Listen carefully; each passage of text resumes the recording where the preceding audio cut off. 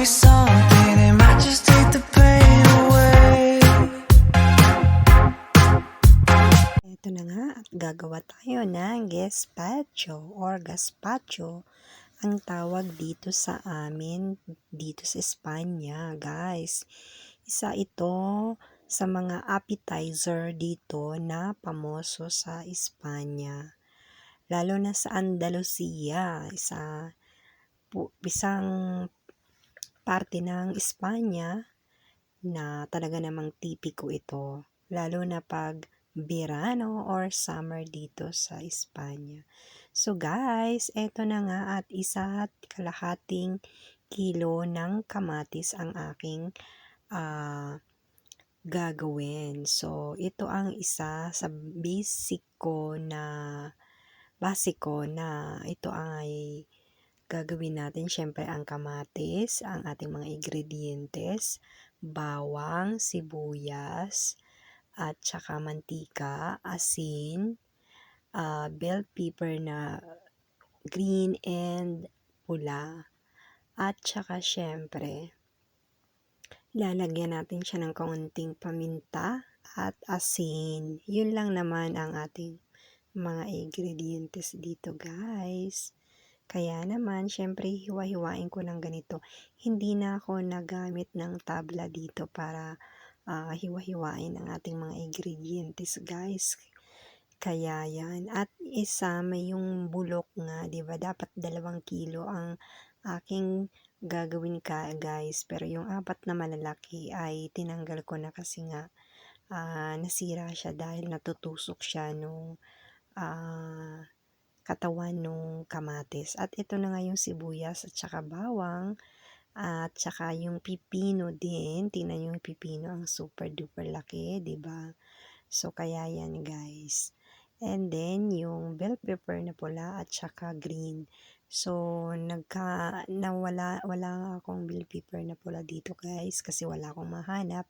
Kaya ilalagay na lang natin yung green. So ito nga at maghihiwa ako dito ng isang bawang, guys, and then kaunti lang dito na sibuyas kasi super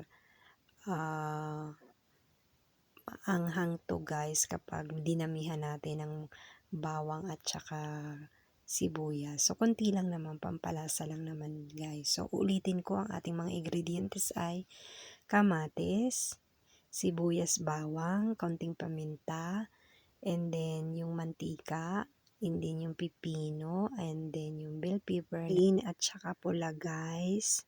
Yun ang ating mga ingredientes. At syempre, wag natin kakalimutan yung ating asin. Importante po yun, ang asin, okay?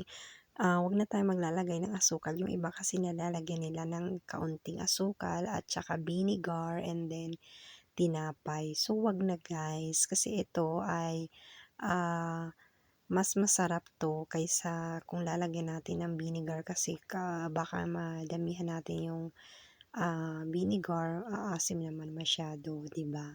So eto lang ang ating mga ingredientes or ang aking ingredientes na ibabahagi sa inyo dahil ito po ang paggawa ko na napakasarap at yung sikreto ko na paggawa ng gazpacho ay ito na nga yun, guys.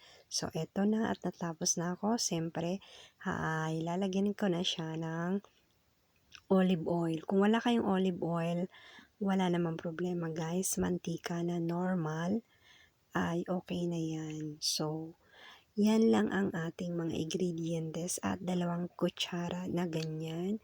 So, ang total niyan, guys, ay 4 na kutsara na mantika na olive oil. And then, yung asin natin ay 1 kutsarita. Okay, at konti lang na paminta. Kasi guys, baka madamihan nyo rin yung paminta, baka naman umanghang. Kaya mas maganda na yan na konti lang. O kung ayaw nyo naman, ay wag nyo na lang lagyan. Okay? At syempre, ang pinaka-importante dito, guys, ay kailangan nating haluin para talagang yung kanyang lasa ay maghalo-halo siya, mababad muna siya diyan sa kanyang nilagay natin na mantika. So, kahit iwan natin ng 3 minutes, 2 minutes, okay na yun guys. Okay, pero mas maganda yung nakababad ng konti yung ating mga ingredientes bago natin i-blender guys. So, mas maganda na yan na nakababad ng konti. At eto na nga, ito lang naman ang sikreto ko kung paano magawa. Ang pinaka-importante guys ay i-shake nyo siya or i-blender nyo siya ng maraming beses para siya ay maging liquid. Pero ang pagka-liquid niya ay medyo malapot siya guys. Yan ang pinaka-masarap na gazpacho na talagang super duper na napakasarap. At eto guys, pwede nyo siyang inumin, ilagay sa baso or kaya naman gawin yung sopa kasi talaga ang gazpacho ay sopa, ginagamitan ng kutsara kasi ang tawag dito kaya gazpacho ay ito yung mga ingredientes at malamig po siyang kinakain guys, okay? So, pwede rin ninyong lagyan ng kuluan na itlog or pinoy ang tawag sa atin. So, hiwa-hiwain nyo, pagkatapos lagyan nyo sa ibabaw, and then o kaya pipino o bell pepper, kunding sibuyas na durog na pinong-pino dyan sa ibabaw, parang dekorasyon guys. At saka konting tinapay na toasted na kwadradito na maliliit. Yun ang talagang mga basic na nilalagay dito sa ibabaw ng gazpacho pag kinakain na guys. Okay, so eto na nga at umpisahan ko na yung ating paggawa dito sa pagbi-blender ng ating gazpacho. So guys, hihiwalayin ko muna siya, i-divide ko siya sa dalawa para talagang super super liquid ang pagkagawa natin. At syempre maraming beses or 3 times natin i-blender dito kahit wag na natin tanggalin guys or lain at ilagay sa bowl. No need na guys, dito na lang sa ating blender ay kasya naman siya. So, dito na lang natin paulit-ulit na i-mix or kaya i-blender dito. 'Di ba? Para talagang super duper masarap siya, yung kanyang pagka-liquid ay medyo creamy guys. Yun ang sekreto ko kung paano ako gumawa ng gazpacho guys. So yan, nakikita nyo yan. Yan ang unang paggawa natin. Number 1 po muna ang inilagay ko dyan, and then sa susunod naman pag na-blender na natin yan, na-shake na siya dyan, and then sa number 2 ko naman siya ilalagay para potente, malakas or super speedy yung kanyang galaw sa loob. Kaya nagiging creamy yung ating gazpacho guys.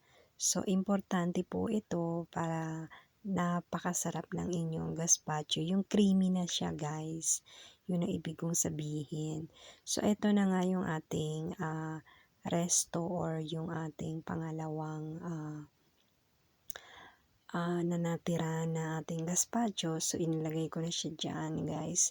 No pasa nada, I mean, okay lang yan guys kasi kapag ating blender naman yan, bababa yan and then magiging liquid siya, kaya kasya pa rin siya dito sa baso or kaya ito dito sa katawan ng ating blender, kaya naman wala namang problema.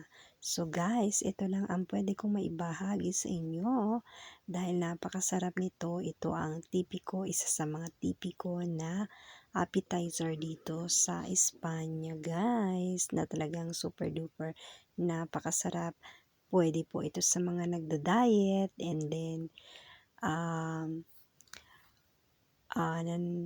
napakasarap nito at pwede nyong kainin or inumin araw-araw.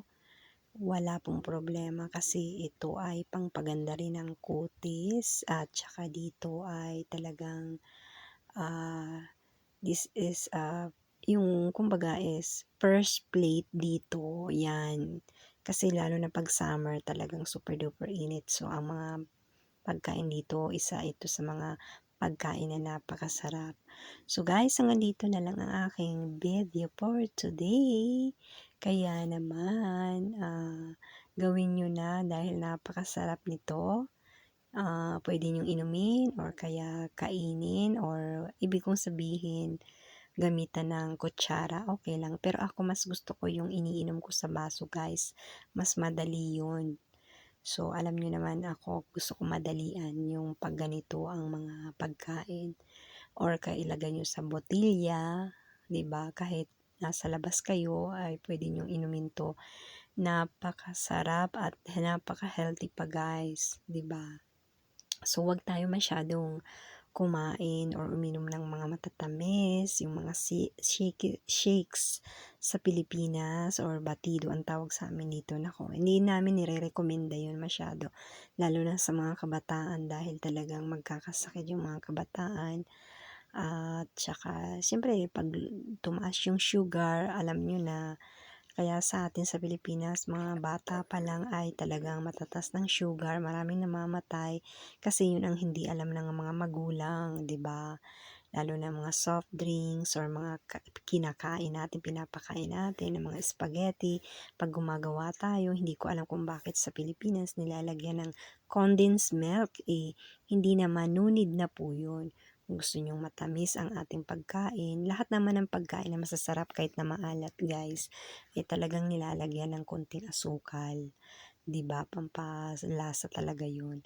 Pero hindi po condensed milk ang ilalagay nyo sa spaghetti. Tama na yung 3 kutsara na asukal na matamis na po yun. 'Di ba?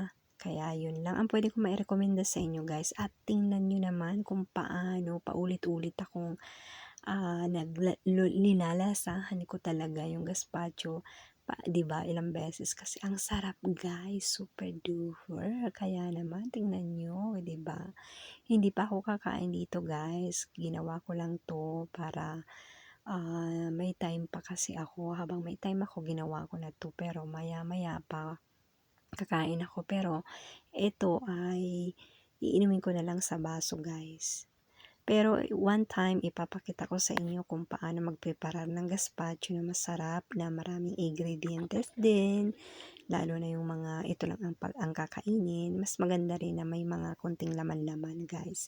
So, hanggang dito na lang po ang aking video. At ingat po kayo. At lagi kong sinasabi kapag lalabas ng bahay, dalhin niyo pa rin sa Mr. at sa Miss Pasensya para buhay ay laging masaya. And God bless po sa inyong lahat. At syempre, bye-bye! Hanggang sa susunod ng ating pagkikita sa aking video at maraming salamat po sa inyong pagnonood. At please like and share and comment below and ring the bell para ma-notified kayo pag may mga bago